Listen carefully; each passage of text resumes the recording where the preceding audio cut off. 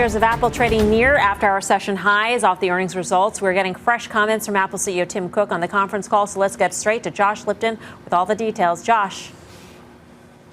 So, Melissa, Tim Cook on the call talking more about services and wearables, pointing out, and a new stat here they're offering that if you combine those two, they would approach the size of a Fortune 50 company. Of course, those are two big initiatives under Tim Cook. Wearables, he points out, growing well over 50%. He notes that if you tally up the last 4 quarters, Cook saying wearables would now be bigger than 60% of companies in the Fortune 500. And here's Cook talking more about the services segment specifically. Take a listen.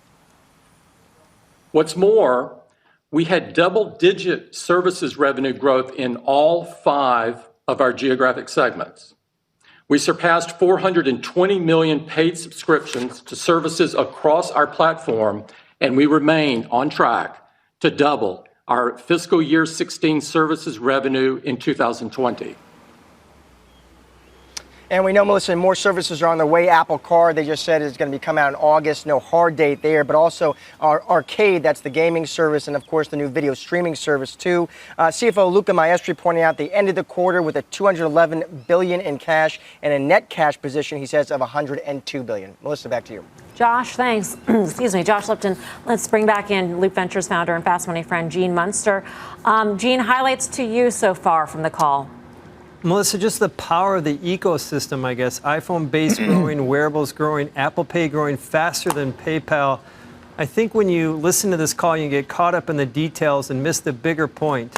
This company is a cash machine. It generated 2x the cash that Amazon and Facebook did combined in the June quarter and continues to tie all these together to power earnings faster. So really, there wasn't one kind of key takeaway from the call. Tim Cook did mention to expect several new products coming, and he kind of had a little laugh when he said that.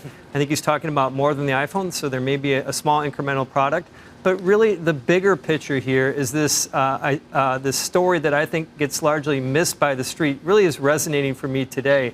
And I think when you put it all together, I'm going to come back to something we talked about in the earlier segment. As I listened to the call, I think that shares of Apple are simply going to get a more appropriate multiple in the next 6 to 12 months. And I think as investors start to appreciate this more holistic view, if we put it together and just put a 23 multiple on this, on a, call it 15 number, that's a $350 stock. And I think you're going to see a lot of analysts over the next 3 to 6 months start to rethink their multiple on Apple. Outstanding issues so far, Gene. Have we heard about the regulatory environment or China or 5G? None of that. It's been mostly prepared remarks and then talking about some of the points that Josh talked about, but still haven't heard any of those points. All right, so I'm going to ask you this, and it might be premature because we haven't heard probably about the most important issues for Apple, but the grade for the quarter so far, Gene. So, Melissa, I'm going to go with an A-. Oh, man. Hard grade. The reason why I didn't give it an A, I think some people would advocate for an A. An A is something special. It's when you're just blown out of your chair. It's the numbers you just can't wrap your head around them. But an A- is just that. It is still an incredibly good. Partially because of the profitability, partially because of the raised guidance they did talk about on the quarter. Guidance would have been even higher for September if not for a $1 billion FX headwind. So they would have raised guidance essentially 7% higher than the street for September. And then this other piece that it's going to get easier. Comps get easier in December and into next year. And so putting it all together, this is an A-. You got to appreciate that Gene doesn't inflate his grades. I tell you what, now A's to everybody, because otherwise they'd be meaningless. I think he heard some of the talk in the dorms was that actually this was a class you wanted to sign up for an easy grade. Because, I mean, this company this company, I think, did what they could relative to expectations. That's really the story. Gene is rightly pointing out where comps were just really challenging here and the fact that they've delivered. Back to the metaphor we made before about Coke and whatnot. I mean, how about the metaphor or the extension of that to Disney and talking about the multiple that now Disney waited a long time to get a streaming multiple, right? Or maybe it's getting there, but we certainly know that it has re-rated since they released their streaming service. There's no question that Apple can follow that path, and I think this is what Gene's talking about.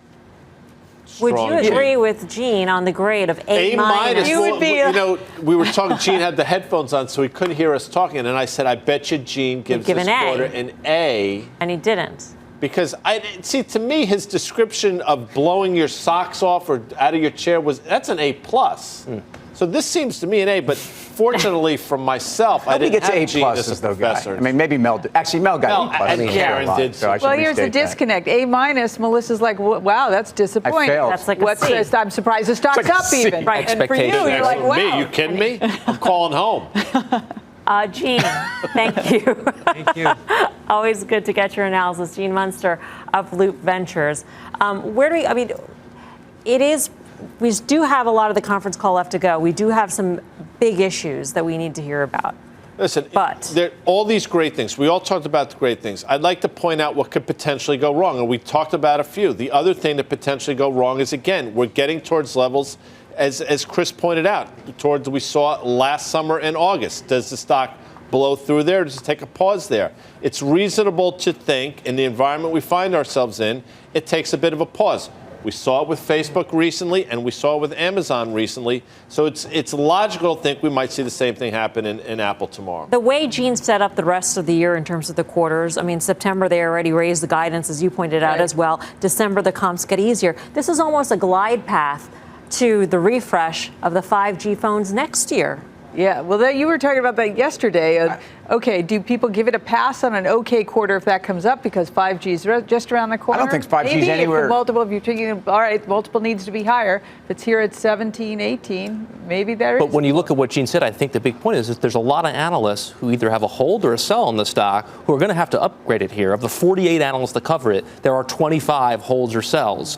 That's the lowest number in about 10 years. I think you got to see the upgrades come up here. Is Apple in FANG, by the way? I never really know it's in the extended FANG. Extended FANG. Okay. Double A. All right. So I mean, clearly we've had a reshuffling of the FANG leadership in the last 2 weeks. And if you look at what's gone on with Apple and Amazon, but Google relative to the other two, and look at Netflix, which is really under a lot of pressure, despite the fact that they're talking about impressive new content spends, or maybe that's the issue. But back to this is the reason I mention it is because what Chris is talking about is where the street is positioned on the stock, and they are not overly bullish. I think positioning has not been overly bullish. I think you got to go there.